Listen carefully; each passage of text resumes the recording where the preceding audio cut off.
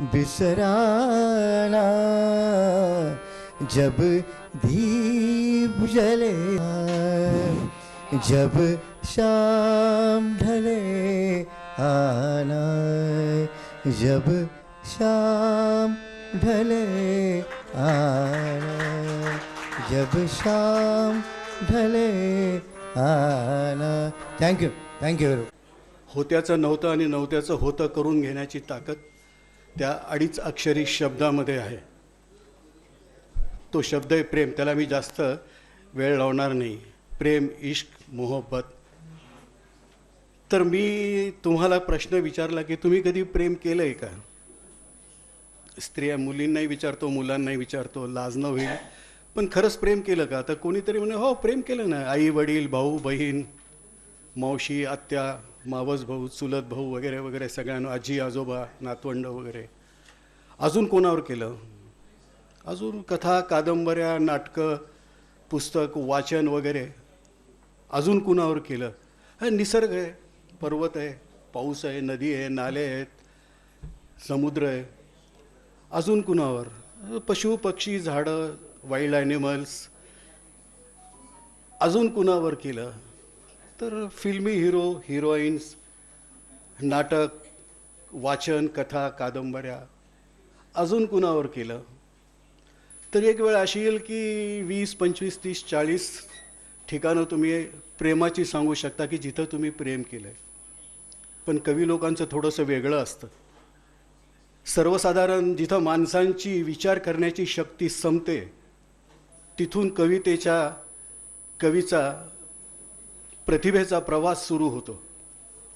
मग ती प्रतिभा तेव्हा असामान्य रूप घेऊन कवीच्या लेखनातून ती उतरल्या जाते. मराठी साहित्यामध्ये दुसऱ्यांदा ज्ञानपीठ पुरस्कार मिळवणारे आदरणीय कुसुमाग्रज उर्फ विवा शिरवाडकर उर्फ तात्यासाहेब यांनी एक कविता लिहिलेली आहे. ती कविता या अर्थाने इतकी चांगली आहे की त्यात प्रेमाची सौंदर्य स्थळं त्यांनी वर्णन केलेली आहेत. आता मी म्हणून दाखवतो, तुम्ही ऐकल्यानंतर तुम्हाला समजेल की अरे खरंच अशी ही सौंदर्य स्थळं असू शकतात ज्यावर आपण प्रेम करू शकतो. ती तुमच्या पाहण्यातली आहेत, ऐकण्यातली आहे, वाचण्यातली आहेत, पण आपण त्या दृष्टीने पाहत नाही जी दृष्टी कवीपाशी असते. म्हणूनच म्हणतात ना, जे न दिसे कवी रवी ते दिसे कवी म्हणून. ही कविता वसंत कानेटकरांनी गाठ आहे माझ्याशी या नाटकामध्ये अगदी चपलखपणे वापरलेली आहे.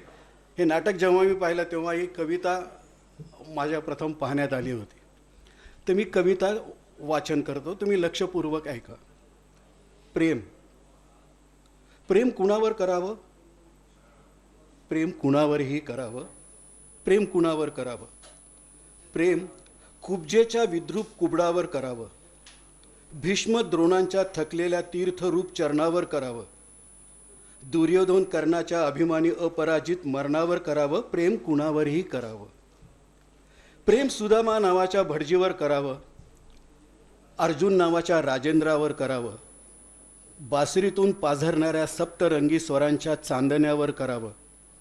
यमुनेचा डोह जहरून टाकणाऱ्या कालियाच्या फण्यावरही करावं. प्रेम कुणावरही करावं. प्रेम रुक्मिणीच्या लालस ओटांवर करावं. प्रेम रुक्मिणीच्या लालस ओटांवर करावं. वक्त्रतुंडाच्या हास्यास्पद पोटावर करावं. गायीच्या नेत्रातील अथांग कारुण्यावर करावं. मोराच्या पिसाऱ्यातील अद्भुत लावण्यावर करावं.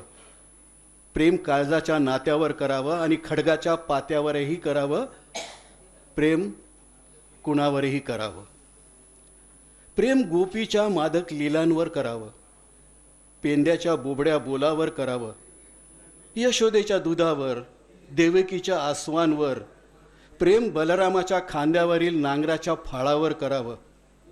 कंसाच्या काळजातील द्वेषाच्या जाळावर करावं. अरे प्रेम ज्याला तारायचंय त्याच्यावर तर करावंच, पण ज्याला मारायचंय त्याच्यावरही करावं. प्रेम कुणावरही करावं. प्रेम योगावर करावं, भोगावर करावं, त्याहूनही अधिक त्यागावर करावं.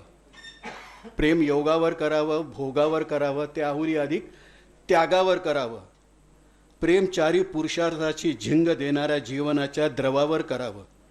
आणि पारध्याच्या बाणानं घायाळ होऊन अरण्यात एकाकी पडणाऱ्या स्वतःच्या शवावरही करावं प्रेम, कुणावरही करावं. कारण प्रेम आहे माणसाच्या संस्कृतीचा सारांश, त्याच्या इतिहासाचा निष्कर्ष आणि भविष्य काळातील त्याच्या अभ्युदयाची आशा एकमेव. धन्यवाद. थँक्यू. आता सांगवीकरनं जी काही कवी नाही, काव्यात फार काही रस आहे अशातलाही प्रकार नाही. सगळं आयुष्य आपलं खाकीमध्ये गेलेलं आहे. पण पण परवा काय झालं, मी सतीश हातवळलेच्या घरी गेलो होतो आणि तिथं एक कविता लिहिलेली वाचली मी. अरे म्हटलं आपल्या कार्यक्रमासाठी छान आहे, लगेच फोटो काढून घेतला.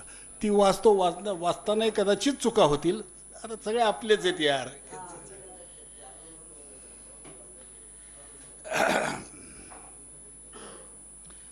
प्रतिभानिकेतन शाळेच्या 56th गेट टुगेदरसाठी 6व्या ह्याच्या आधी काही आपले 55 गेट टुगेदर झाले नाहीत, परंतु 56 वर्षानंतरच्या गेट टुगेदरसाठी सतीश हातवळलेच्या मुलीनं लिहिलेली कविता. माझं काहीच नाही त्याच्यामध्ये बरं का. यारो हमको आता है बस दोस्ती निभाना, आओ हम तुम मिलकर गाए जिंदगी का गाना. एक जमाना बीत गया है, फर्ज निभाते आए हम, तब से अपना साथ रहा है, आज हो गए हम दादा हम.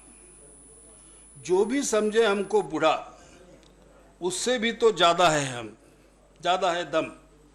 सफल है जीवन भरा है ये भरा है ये प्याला, थोड़ा ज़्यादा थोड़ा कम.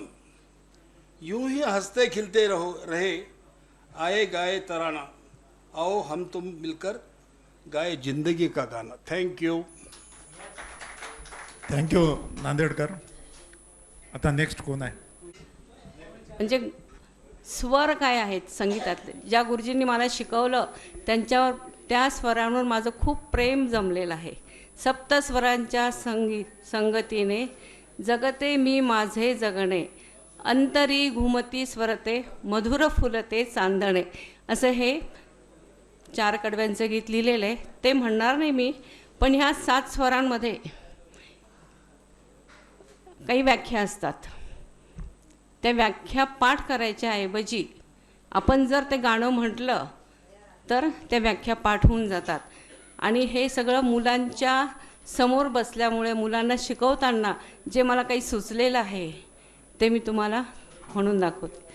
आता दासाकाठे आहे, ताल त्याला माहिती आहेत, अनेक ताल आहेत, पण त्या तालामध्ये तालाचंच जर गाणं तयार केलं तर ते मुलांना कसं पाठ होऊन जाईल.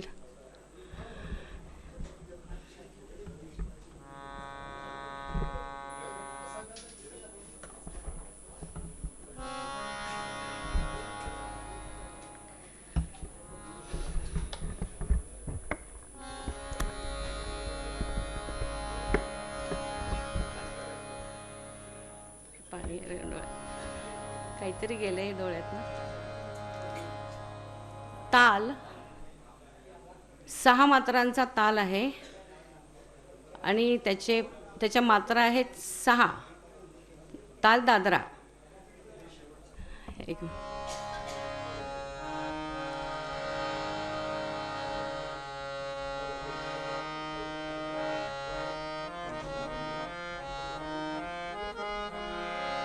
दादरा ताल हा 6 मात्राचा, धादिना धातून बोल हा याचा.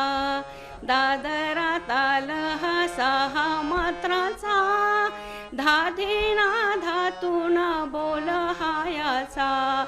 समेवर टाळीने तिसऱ्यावर खाली, ऐटीता असतो तिने त्रिकाळी. दादरा ताल हा 6 मात्राचा, धादिना धातून बोल हा याचा. अशी गाणी तालामध्ये लिहून काढली आणि मुलांना शिकवली. त्याच्यामुळे त्यांना या तालाच्या मात्रा 6 आहेत, खंड 3 आहेत वगैरे वगैरे पाठ करायची गरज नाही. हे सगळं मुलांच्या समोर बसल्यामुळे सुचत होतं. तसंच हे स्वरांचं एक गाणं आहे, 7 स्वर आहेत त्याच्यामध्ये. मॅडम आम्ही आणि त्याच्यातून- आजही आम्ही शिकवू मी हा मी शिकवू शकते टू बी फ्रँक. अगदी. काय शिकू? दादरा ताल शिकू? दादरा ताल हा 6 मात्रांचा म्हणा.